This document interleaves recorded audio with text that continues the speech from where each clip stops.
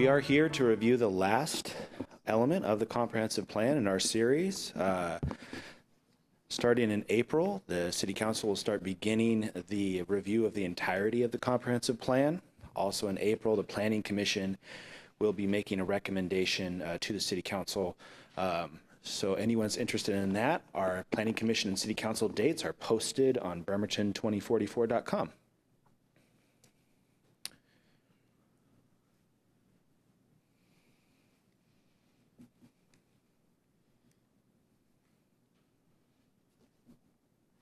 Okay. We start each one of these with a review just of the comprehensive planning process, just so that folks that are in the audience and folks at home understand what it entails, and which starts with the very basics of what a comprehensive plan is. And essentially, it's the 20-year development plan for the city, and that deals with everything from housing to the environment, transportation, city services, and others. Our local comprehensive plan has several layers of jurisdictional authority that we need to comply with, starting with Washington State and the Growth Management Act. Staff work very closely with the Department of Commerce to ensure that our local comprehensive plan meets state standards of the GMA. And then the Puget Sound Regional Council, which is a regional planning body that consists of Kitsap, King, Snohomish, and Pierce County, and their guiding document, Vision 2050, which also contains a series of goals and policies that our local comprehensive plan needs to comply with. The Kitsap Regional Coordinating Council, or KRCC, that's all the jurisdictions in Kitsap County, also puts out a regulatory document called the Countywide Planning Policies, which our local comp plan must also comply with.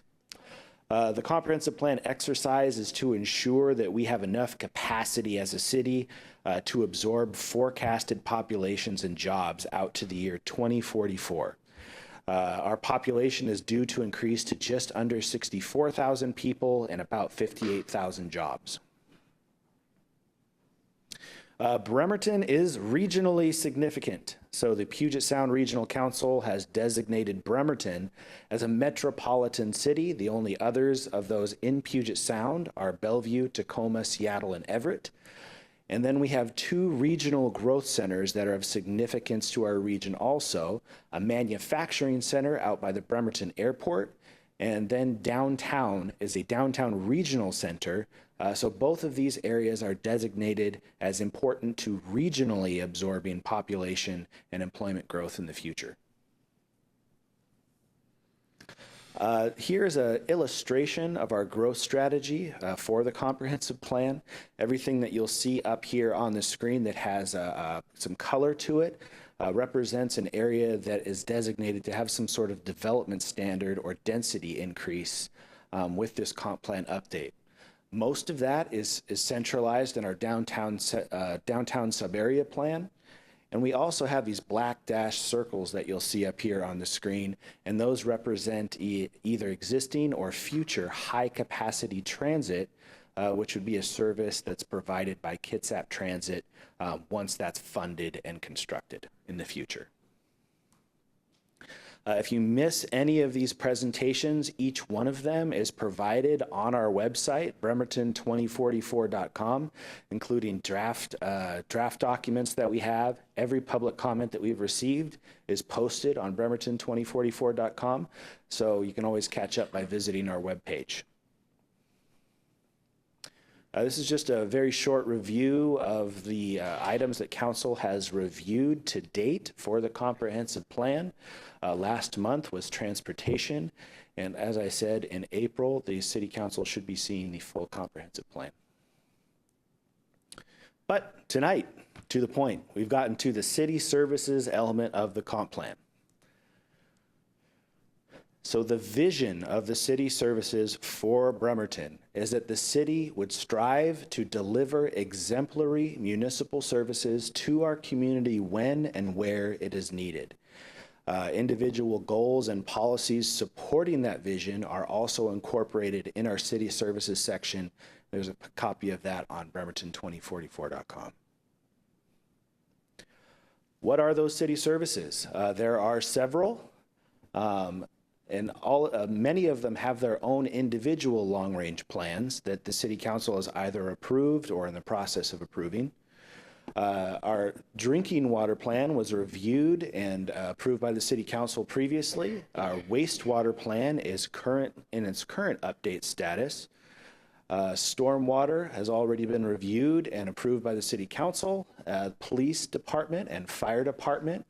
Parks Department has a long-range pros document that's just this year going to start its update process. So anyone interested in that Parks long-range plan, please stay informed. Transportation, we're currently updating our transportation element, and separated from that is our active transportation plan, which deals with bicycles and pedestrians, and that will be a plan that is reviewed after the comprehensive plan is adopted. So any members of the public interested in those bikes and peds, please stay informed with Public Works on that future active transportation plan. Schools in Bremerton, we have primarily the Bremerton School District, but we also have the Central Kitsap and South Kitsap school districts. Puget Sound Energy is our electricity provider, Cascade Natural Gas, our natural gas provider, and we have several telecommunication companies like Comcast or the Kitsap Public Utility District. So service areas for each one of these services can vary. You'll see up here a map of the Kitsap County adopted urban growth areas. So in yellow, you'll see our incorporated city limits. And in purple, you'll see our existing urban growth areas. And then in orange, you'll see the urban growth areas that were adopted by Kitsap County with their comprehensive plan update in December. And that includes the largest area there in orange, the Central Kitsap urban growth area that has always existed but is now associated to the city of Bremerton. And then some other areas you'll see in orange that were previously sewered that are being added in. City-owned properties, and a couple of property owner requests.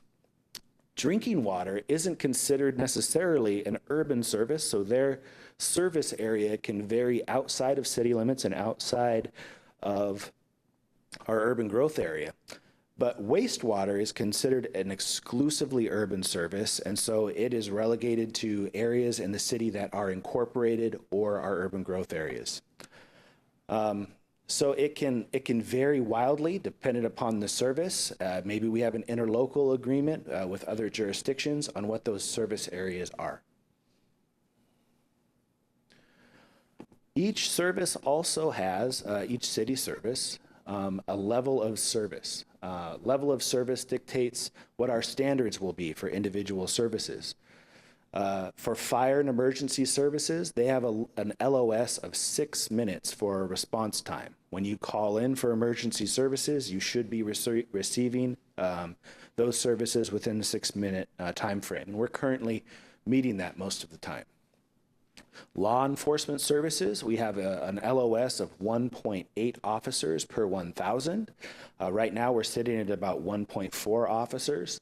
And about 250 square feet per officer, which we're running at a deficit of approximately 4,000 square feet at this moment in time. For our parks division, that level of service is identified in our Parks and Recreation Open Space Plan, which I mentioned earlier, and they have an adopted 10-minute walk campaign that's set by the National Recreation and Parks Association. So you should be able to walk to a park within a 10-minute walk.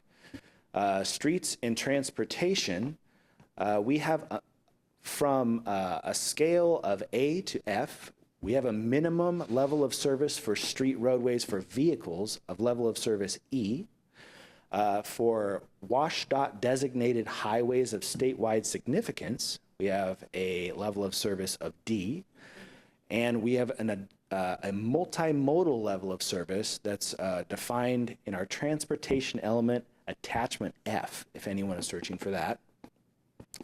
Wastewater, we have a Level of service where the city-owned municipal sewers, and the city council pointed out last week that this level of service might be a little open-ended. And so we worked with the city engineer on what a level of service might be that is a little more measurable and came up with this for the city council to consider. And that's to manage the city-owned municipal sewer system in compliance with the requirements of the city's National Pollution Discharge Elimination System, which the NPDES permit, which establishes requirements for collection and treatment of the city's wastewater discharge. This is a little more measurable than our more open-ended level of service presented last week. It also points to a document that citizens can actually look at, and if they're interested in finding out more about that level of service and how we need to meet those requirements. It's also similar to our stormwater management level of service, which is also based off of a permit, the Western Washington Phase 2 Municipal Stormwater Permit, that we need to stay in compliance with, and that any new development would be required to meet our city stormwater management code. Once again, both of those measurable, citizens can look those up. And water. 150 gallons per equivalent residential unit, or ERU, for average daily demand, and 300 gallons per ERU for peak daily demand. That's adopted in our water system plan. And public buildings, we have future planning of about 1,600 square feet of public building per 1,000 population. Now, even projected out to the year 2044, the amount of public building space that we currently have would amply meet that level of service. Oh, and it does not include square footage for the police department, which is a separate consideration. Each one of these services also has a capital facilities plan that designates how, which improvements need to be made and how to pay for those. It inventories existing capital facilities, forecasts future capital facilities, proposed locations and capacities of those new capital facilities, and each one is required to have a 6-year capital facility plan per GMA. If citizens at home or in the audience are interested, we have our 2025 construction projects. We have a map of that posted here in the presentation, and that's also on the city webpage if you're interested in what capital facilities will be happening in 2025. More ways to participate. So there's this comprehensive plan process that we're discussing here tonight. And then there's also the wastewater comprehensive plan, which is a separate planning process. They have an open public comment period that ends on March 29th.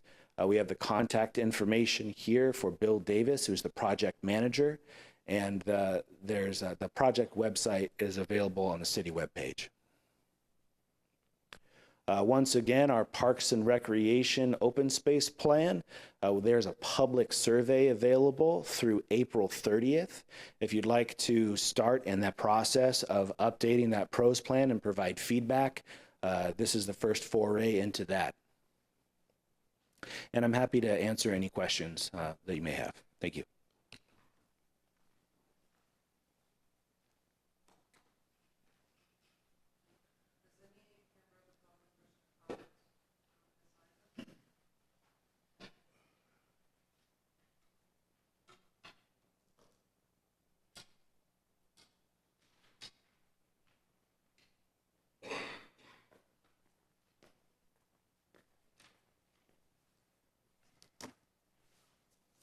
Jose Camacho, friend of Smith Cove, Rock the Block.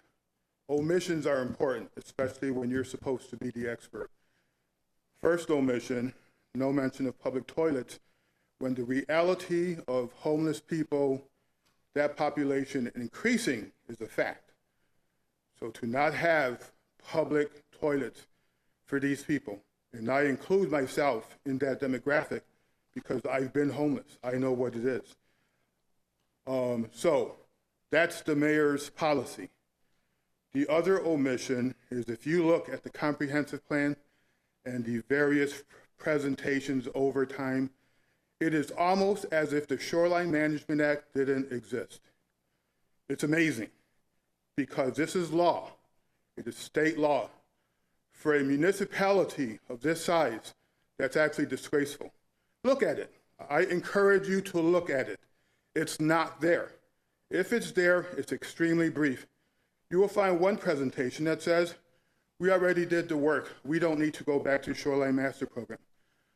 Evergreen Point Project, that area has a recreation designation, which means ecological stewardship, recreation, and open space. All are supposed to be factored in. That should be cited whenever anything in that area is done by the city, especially DCD. Well, they erased it because it doesn't jive with DCD's servility to fat cat developers like Sound West Group. So DCD came up with these gimmicks from 2019 to 2021. Hearings were done. They are empty ceremony hearings because the omissions of those hearings, encouraging City Council and the Planning Commission to adopt these proposals by DCD, omitted that they were violating state law. It's pretty incredible that they would ask you to do that, but that's because it's unconscionable. They are hiding that fact.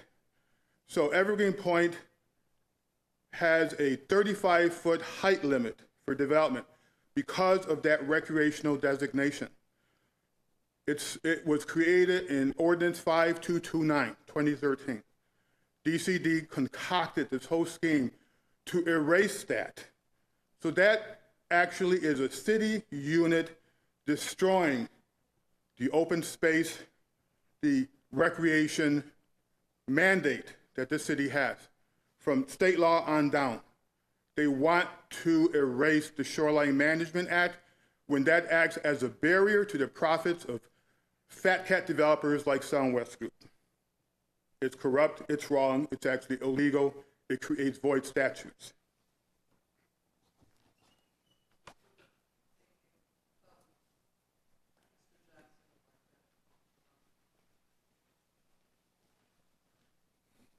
Yeah, just a brief comment. The city has a legally adopted shoreline master program that was reviewed by our ecological partners, including and approved by the Department of Ecology, who's the authority on the subject.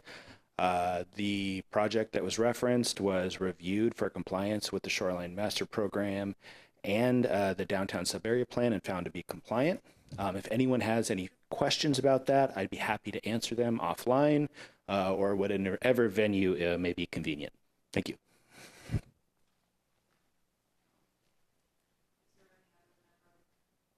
Is there any other member of the public who would like to comment?